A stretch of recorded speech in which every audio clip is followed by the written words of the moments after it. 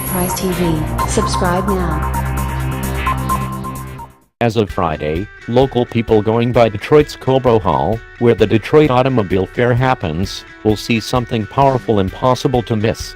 To check the presentation of the second-age Mercedes-Benz G-Class as a 2019 model, the brand has developed a 49-ton engineered gumshoe with a 1979 G-Class wagon inside it. We could state it's of Jurassic extents. Mercedes-Benz didn't simply assemble the Goliath show without importance. The brand said the encased G-Class is intended to connote the model's agelessness, and it references the common marvel of bugs and different animals completely protected in golden.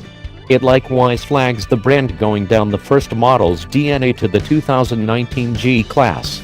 Like antiquated bugs, Mercedes-Benz planned the tar encasing to depict a 1979 G-Wagon in its regular living space, that is, driving rough terrain mid-experience.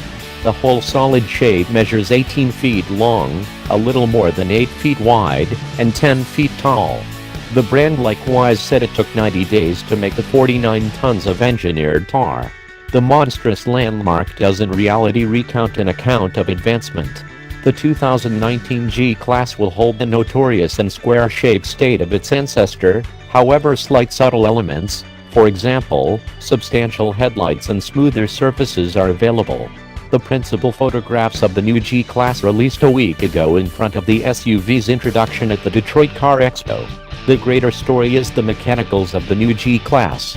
We'll see another step-outline frame with autonomous front suspension, a blended material body brimming with aluminum and steel, and an opulent new inside with S-Class levels of extravagance.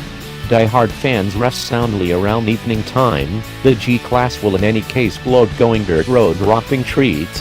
For example, a live back hub, perpetual 4-wheel drive framework, and 3 differential locks.